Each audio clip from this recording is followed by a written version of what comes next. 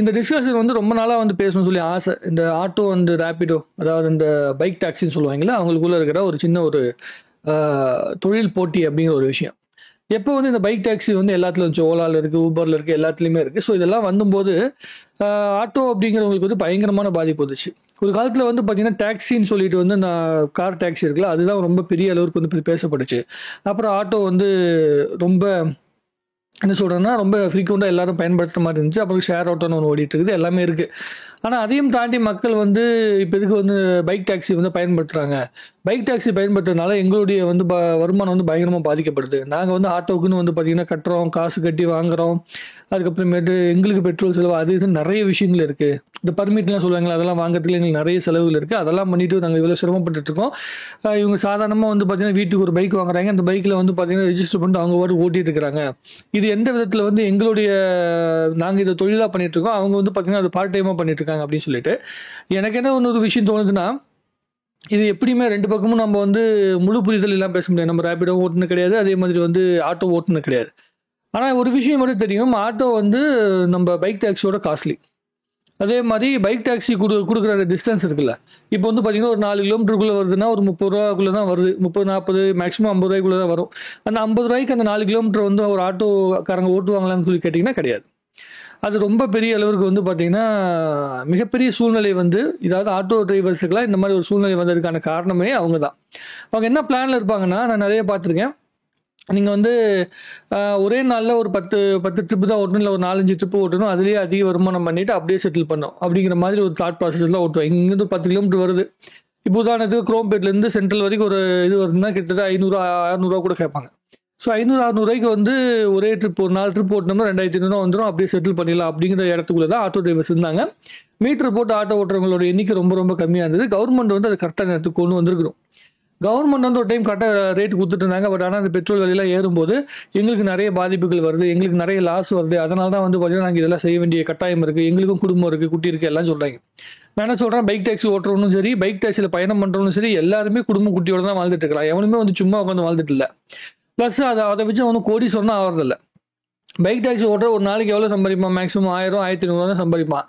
அதே bike taxi ஆப்புக்குள்ளே auto இருக்குது, ஆட்டோக்காரங்களும் அதில் ஓட்டலாம். ஆனால் எத்தனை பேர் ஆட்டோ டிரைவராக இருக்கட்டும், இல்லை வந்து பைக் ஓட்டுறவங்களா இருக்கட்டும், ஒரு லாங் டிஸ்டன்ஸ் வரும்போது எத்தனை பேர் அதுக்குள்ளே வர காட்டுக்கின்ற அது அமௌண்ட் அப்படியே வாங்குறாங்க அப்படிங்கிறது தான் இங்கே விஷயமே. அதுக்கு மேலே கொஞ்சம் எக்ஸ்ட்ரா போட்டு கொடுங்கன்னு சொல்லி தான் வாங்குறாங்க. அது அதிகமாக வாங்கக்கூடிய ஆட்களும் வந்து பார்த்திங்கன்னா ஆட்டோ டிரைவராக தான் இருக்கிறாங்க. அது வந்து என்ன காரணம் அப்படிங்கிறதுனா, அந்த ஆப் வந்து பார்த்திங்கன்னா கமிஷன் எடுத்துடுறாங்க. நாங்கள் வந்து ஒரு 100 ரூபாய்க்கு ஓட்டினோம்னா எங்களுக்கு வந்து 80 ரூபா தான் வருது, எங்களுக்கு 20 ரூபா கமிஷன் எடுத்துறாங்க அப்படின்னு சொல்லிட்டு அந்த ஆப்பையே குறை சொல்லிட்டு இருக்காங்க. நான் நிறைய பேர்கிட்ட கவனிக்கும் போது நான் கவனித்தேன். என்ன நான் சொல்கிறேன்னா, ஒரு ஆப் ஒன்று கிரியேட் பண்ணுறான், அது ஒரு பிளாட்ஃபார்ம். அப்போ அந்த பிளாட்ஃபார்ம் உருவாக்குறதுக்கு அவன் சில காசு போட்டிருப்பான். அந்த காசை வச்சு தான் அவன் போல போட்டணும். அவனுக்கும் மெயின்டெனன்ஸ் சார்ஜ் அது இதுன்னு இருக்குது. அவன் வந்து சேரிட்டிக்கு பண்ணலை. இப்போ நம்ம ஆட்டோ ஓட்டுறதோ இல்லை வந்து பைக் ஓட்டுறதோ எல்லாமே வந்து நம்ம சேரிட்டிக்கு ஓட்டல, நம்ம வருமானத்துக்கு ஓட்டுறோம். அப்போ அவனும் வருமானத்துக்கு தான் பண்ணியிருப்பான். நான் என்ன சொல்கிறேன், அவன் வந்து ரொம்ப சேவை மனப்பான்மையோட ஒரு ஆப் வந்து தயாரிக்கணும்னா கவர்மெண்ட்டு அந்த ஆப்பை தயாரிச்சிருக்கணும். நான் பலமுறை யோசிச்சிருக்கேன், கவர்மெண்ட் வந்து ஏன் இந்த மாதிரி ஒரு பிளாட்ஃபார்ம், ஆன்லைன் பிளாட்ஃபார்ம் வந்து பண்ணக்கூடாது, ஆட்டோ டிரைவர்ஸ்க்குலாம் ஒரு தனி பிளாட்ஃபார்ம் ஏன் பண்ணக்கூடாது, டாக்ஸி டிரைவருக்கு ஏன் பண்ணக்கூடாது, அதை வந்து எதுக்கு வந்து கரெக்டாக மானிட்டைஸ் பண்ணி கவர்மெண்ட்டுக்கு ஒரு விளம்பரம் வரும். நீங்கள் வந்து விளம்பரம்னா பைசா வரும். அதாவது அவங்க ஒரு 10% கமிஷன் எடுக்கிறாங்கன்னா கவர்மெண்ட் வந்து ஒரு 2%, 3% வந்து கமிஷன் எடுத்துகிட்டு போட்டுமே. அப்போ வந்து ஆட்டோ டிரைவராக இருக்கட்டும், இல்லை பைக் டாக்ஸி ஓட்டுறவங்க எல்லாத்துக்குமே ஒரு சென்சிபிளான வருமான வரத்துக்கான வாய்ப்புகள் இருக்கும்ல. ஏன் அது கவர்மெண்ட் பண்ணாமல் ஒரு ப்ரைவேட் கம்பெனி பண்ணுறதுக்கு நான் முட்டிருக்கோம் அப்படிங்கிறத எங்கள் கேள்வி. ஆனால் வேறு வழி கிடையாது. என்னென்னா, ப்ரைவேட் கம்பெனிஸ் உள்ளே வரும்போது அவங்க எல்லா பிளானோட வந்து பக்காவாக டேட்டா பேஸில் ரெடி பண்ணிவிட்டு ஃபுல்லாக டாக்குமெண்ட் சப்மிட் பண்ணி தான் வராங்க. ஸோ அதை மறுபடியும் ஒரு கவர்மெண்ட் ஆஃபீஸராக கவர்மெண்ட்டுக்கிட்ட போய் எடுத்து பண்ணும்போது அந்த விஷயத்தை மறுபடியும் ரீக்ரியேட் பண்ணணும். அது அவங்களோட காம்படிட்டிவாக வந்து பண்ணணும். ஆல்ரெடி ரீச் ஆன ஒரு பிராண்டை வந்து நம்ம உடைச்சு பண்ணணும்னா வந்து மக்கள் உடனே ஏற்றுக்க மாட்டாங்க. எப்படின்னா வந்து கவர்மெண்ட் கொடுக்குற வந்து மானியத்தை வாங்கிப்பாங்க, கவர்மெண்ட் கொடுக்குற இலவசத்தை வாங்கிப்பாங்க. ஆனால் கவர்மெண்ட் கொடுக்குற சர்வீசஸை இங்கே மக்கள் பயன்படுத்த மாட்டாங்க. ஏன்னா கவர்மெண்ட் ஸ்கூலில் வந்து ஃப்ரீயாக இருக்குது, ஃப்ரீயாக தான் எஜுகேஷன் கொடுத்துட்ருக்காங்க. அங்கே வந்து போய் படிக்க வைக்க மாட்டாங்க. ஆனால் ப்ரைவேட் ஸ்கூலில் வந்து எல்லா இடத்துலையும் காசு கொடுங்குவான், உள்ளுக்குள்ளே என்ட்ராகிறதுக்கே காசு வாங்குவான், அட்மிஷன் ஃபார்ம் வாங்குறது உட்பட காசு வாங்குவான். ஆனால் அங்கே தான் போவாங்க. ஸோ அதனால் கவர்மெண்ட்டே இதை எடுத்து பண்ணால் கூட மக்கள் அதுக்கு உடனே அடாப்ட் ஆவாங்க அப்படிங்கிறது வந்து மிகப்பெரிய கேள்வி. எனக்கு தெரிஞ்ச வரைக்கும் கவர்மெண்ட்டோட ஒரு பெரிய சர்வீஸை வந்து மக்கள் பயன்படுத்துறாங்கன்னா மெட்ரோ ரயில் மட்டும்தான் கவர்மெண்ட்டோட சர்வீஸை வந்து கரெக்டாக பயன்படுத்துகிறாங்க.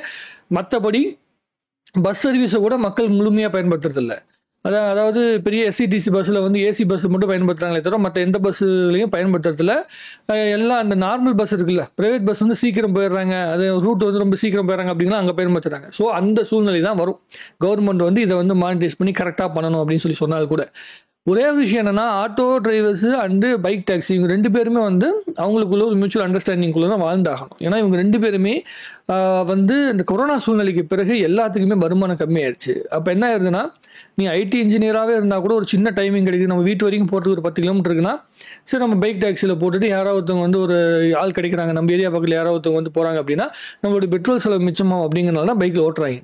அவனும் இப்போ எப்படி வந்து ஒரு ஆட்டோ வாங்குறதுக்காக நீங்கள் 2 லட்ச ரூபா 3 லட்ச ரூபா செலவு பண்ணி ஒரு ஆட்டோ வாங்குறீங்களா, அதே மாதிரி அவன் பைக்கையும் 2 லட்ச ரூபா 2 லட்ச ரூபா செலவு பண்ணி பெரிய பைக் வாங்குவான். சின்ன பைக்காக இருந்தால் கூட வந்து 70,000 80,000 செலவு பண்ணி தான் அவன் வாங்க போகிறான். ஸோ இங்கே ஒரு வருமானம் பண்ணுறதுக்காக இப்போ வந்து நிறைய காலேஜ் ஸ்டூடெண்ட்ஸ்லாம் வந்து பார்த்திங்கன்னா பைக் டாக்ஸி ஓட்டுறாங்க. அவங்களுக்கு வந்து பாக்கெட் மணிக்காக அது பயன்படுது. அதே மாதிரி ஒரு கம்பெனியில் வந்து கம்மி சம்பளம் வாங்குறவங்க 15,000 20,000 சம்பளம் வாங்குறாங்க அப்படின்னா அதுக்கு மேலே வந்து எக்ஸ்ட்ரா செலவுக்கு வந்து இந்த பைக் டாக்ஸியோட அமௌண்ட் வந்து பயன்படுது அப்படின்னு சொல்கிறாங்க. இது எல்லாமே நமக்கு எப்படி தெரியுதுன்னா, கடந்த 2-2.5 வருஷத்துக்கு மேலே வந்து ரேபிடோவில் பயணம் பண்ணியிருக்கேன், பைக் டாக்ஸியில் பயணம் பண்ணியிருக்கேன் அப்படிங்கிறனால சொல்கிறேன். ஒவ்வொருத்தவங்ககிட்டயும் ஒவ்வொரு கதை கேட்கும்போது எதுக்காக அந்த பைக் டாக்ஸி ஓட்டுறாங்க அப்படிங்கிறது. நிறைய பேர் ரிட்டையர்மெண்ட் ஆகி அவங்கெல்லாம் வந்து பார்த்தீங்கன்னா பைக் டாக்ஸி ஓட்டுறவங்களாம் நான் பார்த்துருக்கேன். நிறைய பேர் இந்த வேலையை விட்டுட்டு வந்து வீட்டில் இருக்கும்போது போர் அடிக்குதுன்னு சொல்லிட்டு வந்து பல பேர் வந்து பைக் டாக்ஸி ஓட்டுறவங்க, இப்படி நிறைய பேருடைய கதைகள் கேட்கும்போது ஒவ்வொருத்தங்களுமே தன்னுடைய என்ன சொல்கிற நேரத்தை கொஞ்சமாச்சும் ஏதோ கொஞ்சம் வருமானம் பண்ணலாம், வீட்டில் சும்மா இருக்கக்கூடாது அப்படிங்கிற ஓட்டுறவங்க இருக்காங்க. ஹவுஸ் ஒய்ஃப் ஓட்டுறாங்க, அவங்க கூட நான் பேசியிருக்கேன், இதெல்லாம் நிறைய பண்ணியிருக்கேன். ஆட்டோ டிரைவர்கள் வந்து ஒரு விஷயத்தை தெளிவாக பண்ணாங்கன்னா கண்டிப்பாக மக்கள் அவங்கள நோக்கி திரும்பத்துக்கான வாய்ப்புகள் அதிகம். மீட்ரு போட்டு ஓட்டணும், அதே மாதிரி கவர்மெண்ட் வந்து அதை கரெக்டான ஸ்லாபில் வந்து கொடுக்கணும். கவர்மெண்ட் கொடுக்குற அந்த விஷயத்தை நீங்கள் ஏற்றுக்கணும். நம்ம வந்து வெறும் 4 ட்ரிப்பு தான் ஓட்டணும், 5 ட்ரிப்பு தான் ஓட்டணும், அதுக்குள்ளே வந்து நம்ம மொத்த வருமானத்தை பார்த்துடணும் அப்படின்னு சொல்லி வந்து ஒரு ஆட்டோ டிரைவர் ஆசைப்பட்டாங்கன்னா கண்டிப்பாக அது நடக்காது. அது இந்த சூழ்நிலையில் கிடையாது. ஏன்னா இங்கே இருக்கிற எல்லாருமே வந்து பஞ்சத்தில் அடிபட்டு தான் வாழ்க்கையை வாழ்ந்துட்டு இருக்கிறாங்க. எவனுமே பயங்கரமான வருமானத்துக்காக வாழ்க்கையை வாழலை. இதை வந்து ஆட்டோ டிரைவர்களும் புரிஞ்சுக்கணும், அதே மாதிரி டாக்ஸி டிரைவர்களும் புரிஞ்சுக்கணும். எவ்வளவுதான் நீங்கள் வந்து முட்டி மோதி போராடினால் கூட டெக்னாலஜி அப்படின்னு வரும்போது அந்த டெக்னாலஜியான விஷயம் இருக்குல்ல, அதுக்குள்ளே தான் மக்கள் நகர்ந்து போவாங்க. நம்ம என்ன சொன்னாலும் நீங்கள் பழமைக்கு திரும்பணும்னு சொல்லி ஆசைப்பட்டீங்கன்னா கிடையாது, நடக்கவே நடக்காது. பழையபடி ஆட்டோ டிரைவர் வந்து பார்த்தீங்கன்னா ஒரு நாளைக்கு ஒரு ட்ரிப் போட்டனாலே 500-600 வரணும் அப்படின்லாம் ஆசைப்பட்டீங்கன்னா நடக்காது. ஏன்னா உலகம் ஓடிட்டு இருக்கிற வேகத்தில் அதுக்கு தகுந்த மாதிரி புதுசான பல விஷயங்கள் வந்துகிட்டே இருக்கும். அதுக்கு நீங்கள் அடாப்ட் ஆகி தான் ஆகணும். ஒன்று இந்த பிளாட்ஃபார்ம் இருக்குல்ல, இந்த ஆப்புக்குள்ளே போயிட்டு வந்து நீங்கள் ரெஜிஸ்டர் பண்ணி அங்கே ஓட்டி அதுக்கப்புறமேட்டு அங்கே வந்து இப்போ என்ன பண்ணியிருக்காங்கன்னா, இப்போது பைக் டாக்ஸி ஆப்புக்குள்ளே வருகின்ற ஆட்டோவுக்கு நம்மளே வந்து ப்ரைஸை வந்து நிர்ணயம் பண்ணலாம்னு சொல்லியிருக்காங்க. மினிமம் ப்ரைஸ் அப்படின்னு சொல்லி வந்து ஒரு அமௌண்ட், ஒரு 55 ரூபா அமௌண்ட் கொடுத்துருக்காங்கன்னு வைங்களேன். நம்ம வந்து மேக்ஸிமம் வந்து 100 வரைக்கும் தள்ளலாம். நம்ம என்ன பண்ணுறோம், 55 ரூபா வருது, சரி நம்ம கொஞ்சம் ஆட்டோ டிரைவர் தான் கொஞ்சம் கேட்பாங்க அப்படின்னு சொல்லி வந்து நம்ம 70-75 ரூபா போட்டால் அந்த 75 ரூபாய்க்கு மேலேயும் கொஞ்சம் அமௌண்ட் கேட்கக்கூடிய ஆட்கள் இருக்கிறாங்க. இப்போ அதுதான் இங்கே பிரச்சனை. நம்ம எவ்வளோ அமௌண்ட் போடுறோமோ அந்த அமௌண்ட்டுக்கு அவங்க ஏற்றுக்கிட்டு இருக்கிற மனநிலையில் வந்து ஆட்டோ டிரைவர்ஸ் ஓட்டினாங்கன்னா நிறைய பேர் இருக்கிறாங்க, நல்லவர்களும் இருக்கிறாங்க. அவங்கெல்லாம் வந்து அந்த மாதிரி ஒரு நல்ல புரிதலுக்குள்ளே வரணும். ஸோ நமக்கு இதுதான் கரெக்டான பிளாட்ஃபார்ம், நம்ம உழைச்சி தான் ஆகணும். ஏன்னா எல்லாருமே உள்ளுக்குள்ளே வர ஆரம்பிச்சிட்டாங்க. அப்படிங்கும்போது காம்படிஷன் வேர்ல்டு மாதிரி ஆகிப்போச்சு. இது வெறும் ஆட்டோ மட்டுமே நம்பி வந்து இந்த என்ன சொல்கிற ட்ராவலிங் அப்படிங்கிறது வெறும் ஆட்டோவை நம்பி மட்டுமே நடக்கலை. இப்போ வந்து பைக் டாக்ஸிலாம் நம்பி நடக்குது. அப்படிங்கிறனால அதை நீங்கள் புரிஞ்சுக்கிட்டு நகர்ந்து போனீங்கன்னா கண்டிப்பாக உங்களுக்கும் பெரிய பிரச்சனைகள் இருக்காது. கவர்மெண்ட்டுக்கிட்ட வந்து எல்லாத்தையும் முறையிட்டுக்கிட்டு நம்ம போராட்டம் பண்ணிட்டு இருக்கனால மட்டுமே எதுவும் மாறிடாது. ஆனால் நிறைய போராட்டங்கள் எல்லாம் பார்க்குறோம். அந்த போராட்டங்களில் வந்து அவங்க சொல்லுகின்ற விஷயங்கள்லாம் ரொம்ப என்ன சொல்கிறதுன்னா பாமரத்தனமாக இருக்குது. சில ரீசன்ஸ் என்ன சொல்கிறாங்கன்னா வந்து அதுக்கு அந்த பைக்கில் போகிறாங்க, அது ஏதாவது பாதிப்பு ஏற்பட்டால் என்ன பதில் சொல்லுவீங்க அப்படி இப்படின்னு சொல்லி கேட்குறாங்க. ஆட்டோவில் பாதிப்பு ஏற்படலையா அப்படிலாம் நம்ம திருப்பி கேள்வி கேட்குறாங்க. இப்போ என்னென்னா, இப்போ வந்து பக்கமாக ஒரு பஸ் ஸ்டாண்டில் வந்து ஒரு பெண் வந்து பார்த்தீங்கன்னா கடத்தப்பட்டாங்க அப்படிங்கிற வந்து ஒரு பிரச்சனை வந்துச்சு. அது ஆட்டோவில் தான் கடத்தப்பட்டாங்க அப்படிங்கிற மாதிரி சொல்கிறாங்க. ஸோ அதை என்ன சொல்லுவீங்க? ஸோ எல்லா இடத்துலையுமே தவறுகள் நடக்கும். அது எந்த அளவுக்கு சரி பண்ணணும். இப்போ டெக்னாலஜி உள்ளே வருதுன்னா அது வந்து 100% அது 100% அப்படியே வந்து முழு திருப்தியை மக்களுக்கு கொடுத்துரும், முழு பிரச்சனைகளை தீர்த்துரும் அப்படின்னு கிடையாது. பட் ஆனால் அதில் வந்து வருகின்ற எரரை பொறுத்து கண்டிப்பாக ஒரு 90% பிரச்சனையை தீர்க்கிறதுக்கான வாய்ப்புகள் உண்டு. ஆட்டோவோட பைக் டாக்ஸி வந்து சீப் அப்படிங்கிற விஷயத்த நம்ம சொல்லி புரிய வைக்க வேண்டிய அவசியம் இல்லை. மக்கள் டிராவல் பண்ணவங்களே புரிஞ்சுப்பாங்க. ஸோ அதை தாண்டி நம்ம எப்படி மக்களை ஈர்க்கிறது அப்படிங்கிற விஷயத்த வந்து யோசிக்கணும். இங்கே வந்து நிறைய ஆட்டோ டிரைவர் இருக்கிறாங்க. ஆட்டோ அருணாச்சலம் ஒருத்தருக்காருன்னு நினைக்கிறேன்.